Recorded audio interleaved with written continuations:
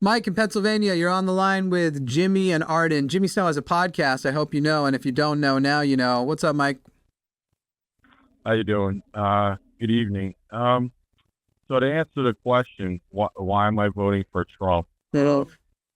Well, I would like to just say first off, while the left has some good ideas and great stances on social issues, I feel like they've been hijacked by a couple of nefarious groups.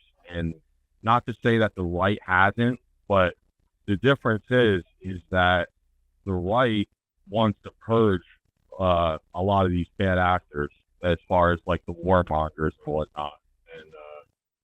And I guess we could start there. Great. Let's start there. Are you an atheist or a theist, out of curiosity? Do you mind if I ask? No problem. Theist. No. Okay. Are you Christian? Yes. Is America a Christian nation? At the moment, no. Was it designed to be a Christian nation, in your opinion? Yes. Should it be a Christian nation? No. Do you value separation of church and state? Yes. Yep. Great. And that's because I learned a lesson a long time ago. I don't want to interrupt your line of thinking. So yeah, briefly, because I have questions to follow up on the things I've asked you already. Yeah. No, I have to go ahead and say, what were you about to say? Okay, so I'll give you an example of what I mean by they've been hijacked. Like, wait. Okay, I see what you're saying. No. Let's stick with the questions. I thought you were saying you had a view you wanted to share on that. What makes you think that the United States was established as a Christian nation? Well, George Washington. George Washington what? Mentioned, Christians.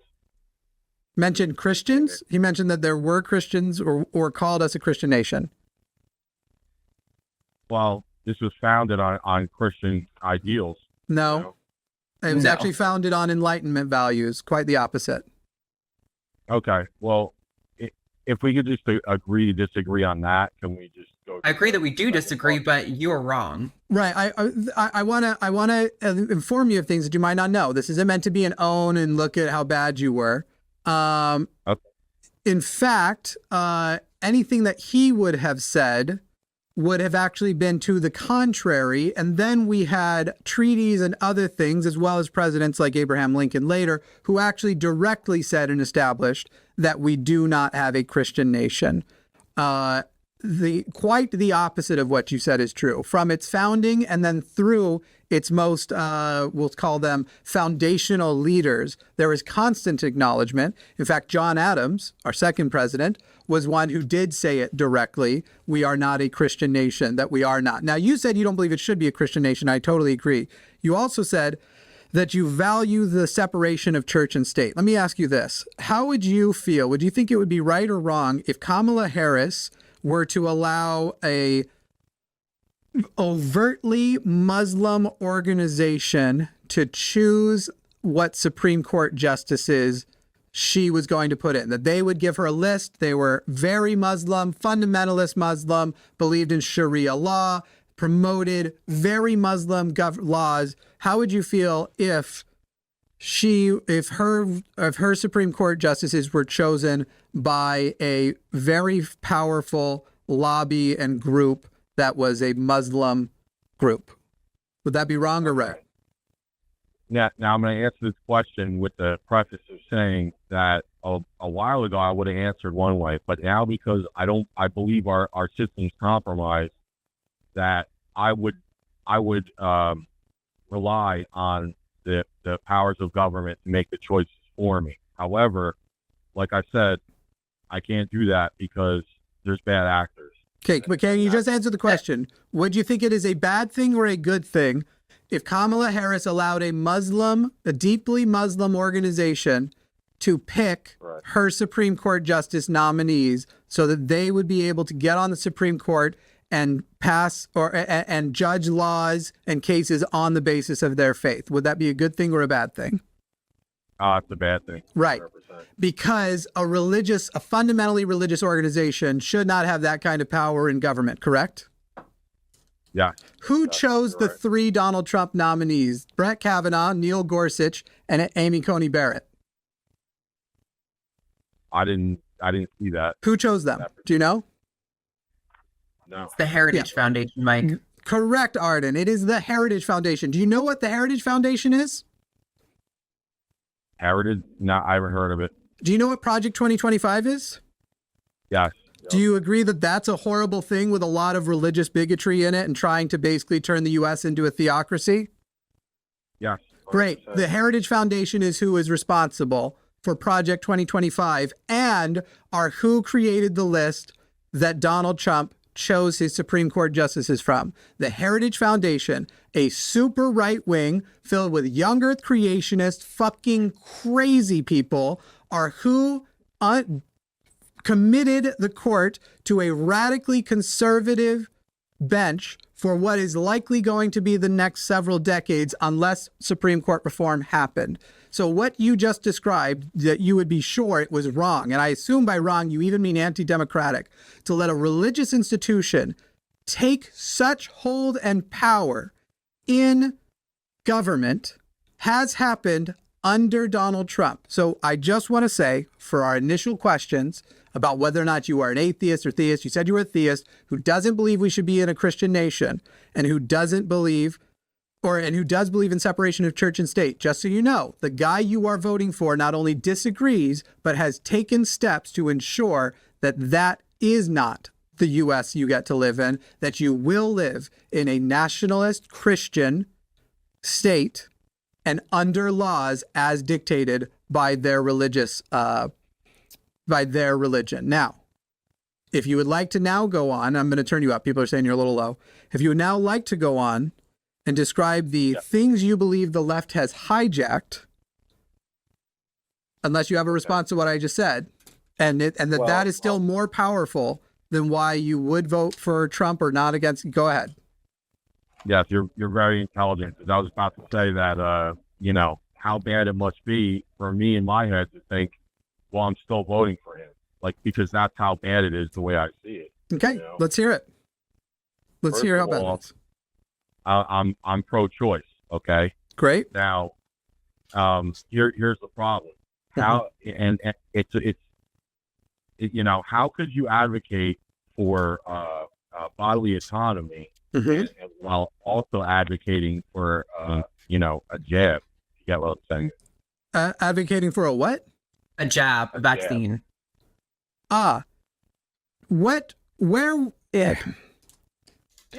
Vaccine mandates are mostly a myth, but vaccines are a public good and they are necessary to go into everybody for it to have that public good. So public spaces are allowed to restrict people. The government is allowed to preserve. By the way, Mike, I'll tell you why I can. I have a fucked up immune system. When I got COVID, it really fucked me up. But also in the last year, I've gone to the hospital for catching a normal flu for everybody else, but it fucked me up. Fucked me up real good because I actually have a compromised immune system.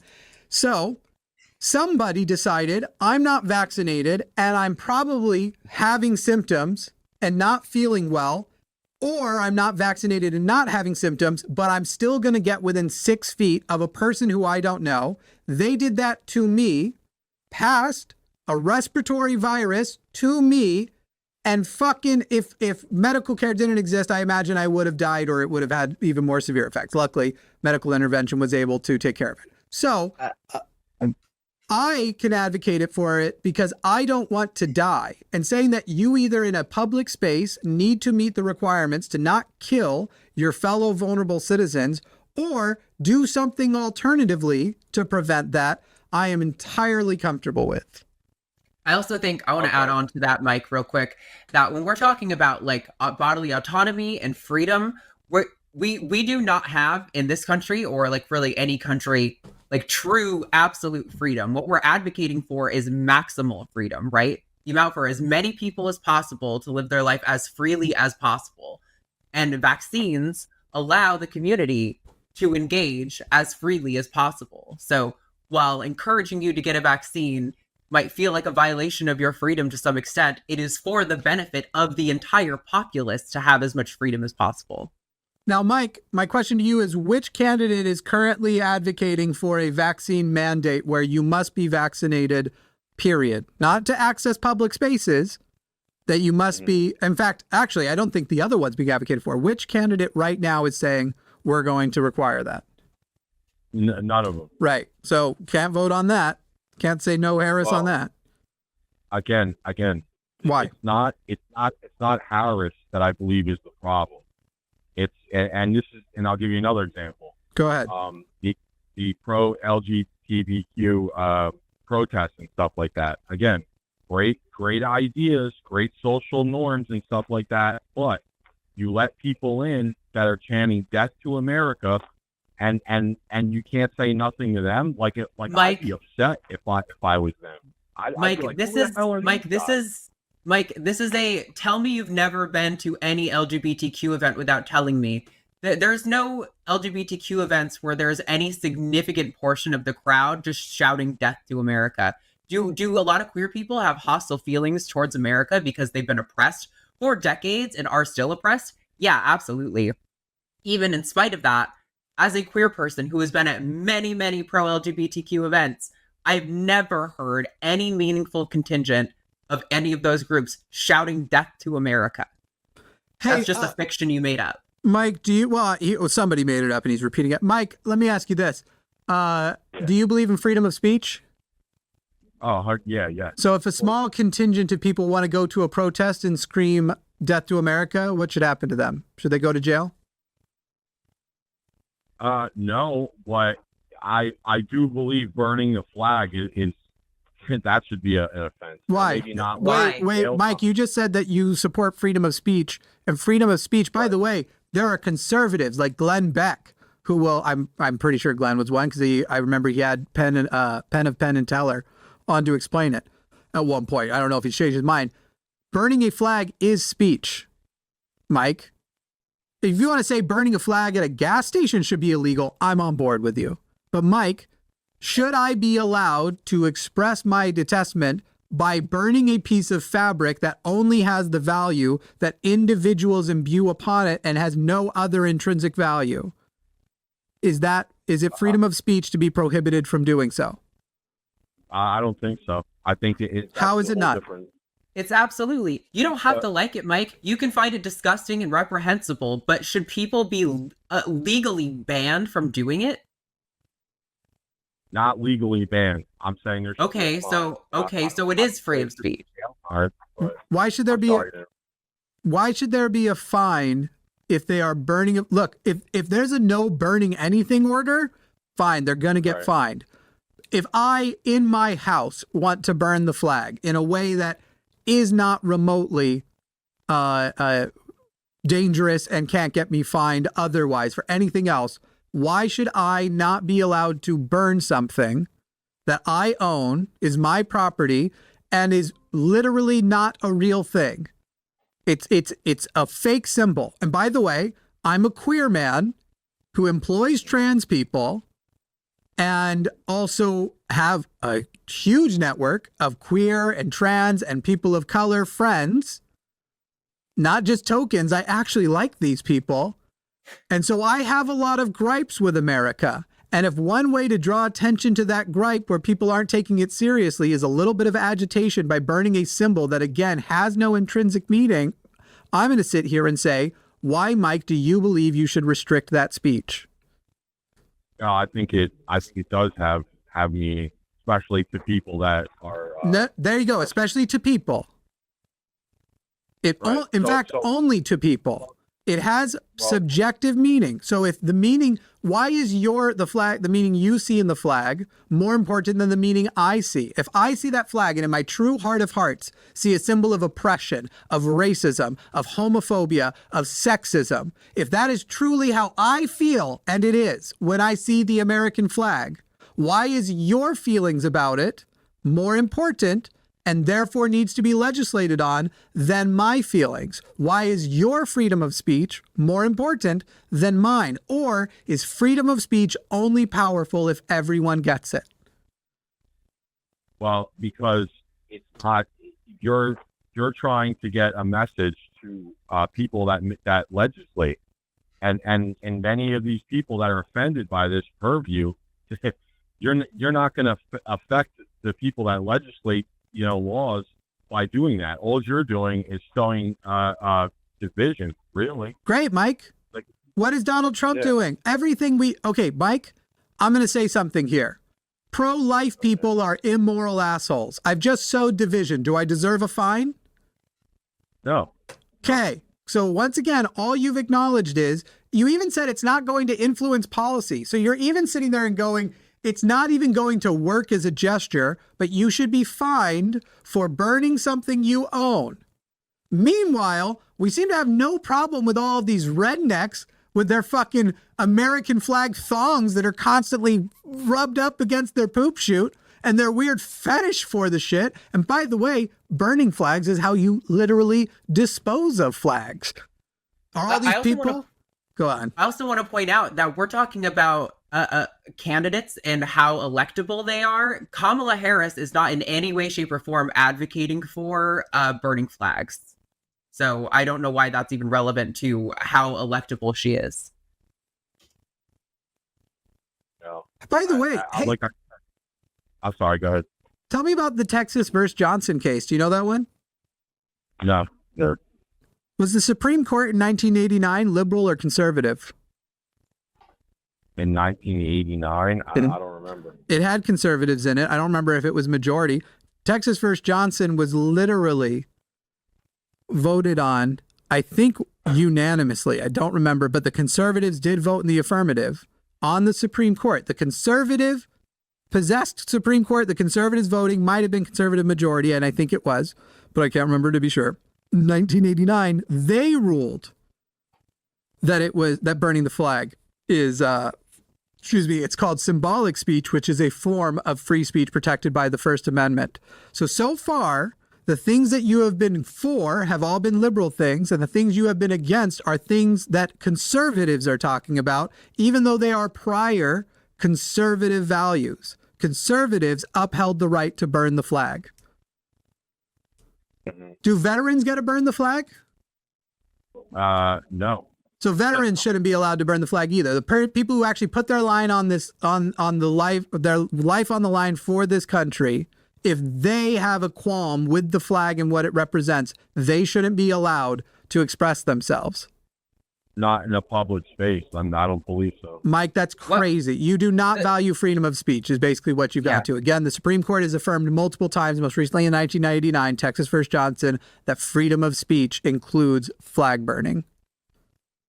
In fact, I would argue, Mike, one of the reasons we're better than many other countries on freedom of speech is that we're allowed to burn flags. It is a celebration of how much further our freedom of speech goes that we get to burn flags. Okay. Anyway, do you have an actual policy or thing that you're worried about that if the Democrats get in, because I still don't, you've had a fake issue of pride events with Death to America, which is fundamentally people, freedom of speech, even if it happened, and it's going to be a minority of people. You're literally talking to queer people who are so queer coded, so deep into queer culture. I don't know what really gay joke to make here, but I thought it would fill in by the time I got there. Mike, that's not a real thing. Can you give us an actual real thing that would justify voting for a Christian nationalist who has bragged about wanting to be a dictator on day one and whose Agenda 47 is already radical and has tons of overlap with Project 2025. And even as he says he's not talking about doing Project 25, doesn't know what it is, they have been so far so influential on him, they've been allowed to pick his Supreme Court nominees, the Heritage Foundation. So could you now give us an actual, not just speculation, not Alex Jones level, the Muslims are going to work with the queers, which is crazy. They don't like us. I don't know if you've heard. The Muslims are going to work with the queers to bring death to America, an actual real thing that you can point to policies and vote and say that it is better to vote for the person and policies of Donald Trump than Kamala Harris? Or are you only voting out of fear of a boogeyman that you haven't actually seen? No. Well, there's two in particular. The foreign policy, which I know you guys talked about earlier. Foreign policy. Yeah. Why did Go over ahead. 700 national security and military officials just endorse Kamala specifically with regard to their preference for her over Trump and national security? Well, that's partly because, well, we don't want to be involved in all these wars, like none of them. Great. So, Mike, are you trying to suggest that because Donald Trump had less started wars in his, he was better? No, I'm trying to say that I know he can be a little crazy at times when Yeah. it comes to dealing with foreign leaders. Yep. But what is their plan with in regards to the Russian stuff? Like, they Wait, so have let me no get this plan straight. for it. You acknowledge that Trump is crazy with regard to our foreign nationals, and we just pointed out to you that national security advisors in the U.S. endorsed Harris over Trump, but you still want Trump for his national policy. That doesn't make any fucking sense. Well, it does if you understand. No, it that there was doesn't. a It really document doesn't, though. Great. I got this for you, buddy. You asked what the plan is. Well, today they announced an $8 billion package. It was also revealed that for the first time ever, 50% of Russia of the citizens are for withdrawing from Ukraine. And that is partially in response to the plan. This week, Volodymyr Zelensky also presented his plan, his not withdrawal plan, his victory plan to the Biden administration. We'll learn more about that as it goes. But there is actually no way to say that it has not been successful and that it's not important that Ukraine win. However, Donald Trump will not commit to just saying, if I get in, Ukraine will not lose their territories. In fact, he is suggesting the opposite. They got to make a deal. They got to make a deal. Imagine I come into your house, Mike, and now I'm going to condescend with the metaphors. I apologize if you don't need it. I come into your house, take parts of it, and then go, okay, let's make a deal, but the deal will include I still keep a couple of the bedrooms. No, get the fuck out of my house. That's the plan that we need to be going with, the get the fuck out of my house. And the fact is that they are losing the support of the Russian people, partially because so many more people die from Russia's side than Ukraine. I'm going to look up what the death toll is right now. How many people died how many Russian soldiers dead from Ukraine? We'll find out right here in just a moment. We have passed 70,000 dead Russian soldiers. Yeah, I also, not to take it back, Mike, but I just want to point out my partner, who is an 8-year Navy veteran of the Gulf War, just came up to get his American flags that he specifically has that he wants to burn for when people tell him he can't burn flags for, the freedom that he fought for. So. Okay. So anyway, regarding the wars and everything. Yeah. Did you internalize everything I just told you? Yeah. I still don't see how any of this should be any of our business. Like, that was a civil war between Russia and Ukraine, and we had no business being in there. Biden was there 2 years earlier with his son and his energy company, causing nonsense. Now, Mike, knows. I'm starting to worry that you're just making this up and as a troll as you go, because you're just repeating conspiracies. Mike, it's not a conspiracy. we have to be in there because they are a democracy and an ally with important port access and economic access that is actually a powerful restriction on the ability of Putin to restore the USSR. The actual Russian state, while pretending to be a democracy, is in fact not.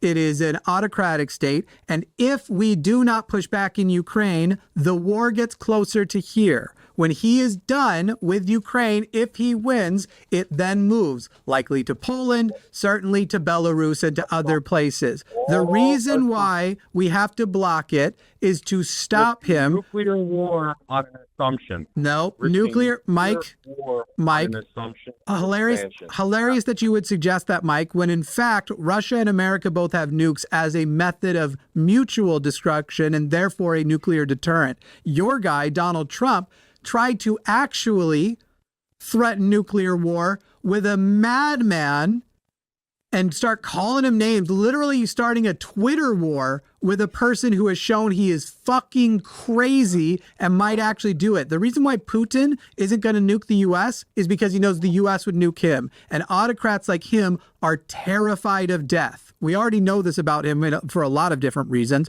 like his weird fucking conferences he was doing for so long where no one was allowed within 100 feet of him because he was so afraid of getting COVID.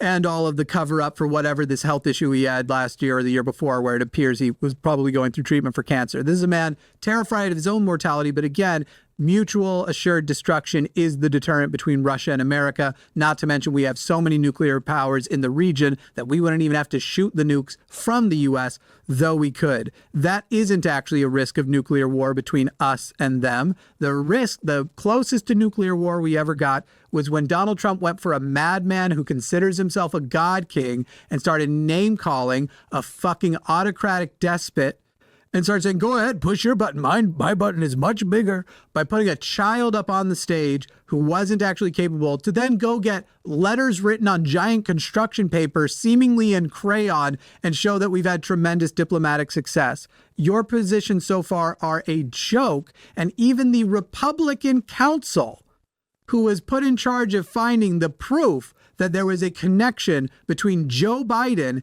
and Ukraine in the way you're talking about, that his son went over there and then he got the prosecutor fired and all that sort of stuff, and is unable to come up with a single thing. This was the new Hillary emails. The only thing they've literally gotten him on is some gun charges and some tax charges and showing pictures of his dick in Congress. Meanwhile, they've got this super strong case about the corruption, but they have to show his penis in Congress. That's how strong their case is. I'm sorry, I'm not at all compelled by the argument you presented here. We are coming up on 30 minutes. If you want to have one more shot at actually coming up with a compelling case that doesn't make it seem even worse that you would still vote, we'll probably hear it out. Otherwise, we're going to move on. Okay. All right. No, fair enough. I'm going to go. So I want to give another call this time. Good luck, Mike. Great. Please do better. Thanks, Ben. Bye. Hey, if you liked this video, why don't you click that like button? And if you didn't That's like what it, you would say. subscribe. Okay. You didn't even give me a chance. There was such a long pause. What are you on speed or All right, let's something? I barely had a Let's chance. try again. Hey, I hope you liked. Hey, I hope you. Fuck. Hey there. I hope you liked that clip. Hey, I hope you liked that clipper just now, the one that you just watched with your eyes. If you did like it, why don't you click that like button? And if you didn't like it, tell Jimmy to go fuck himself. Hey, I hope you liked that clip right now. If you did like it, why don't you hit that like button? And if you didn't like it, go ahead and subscribe anyway.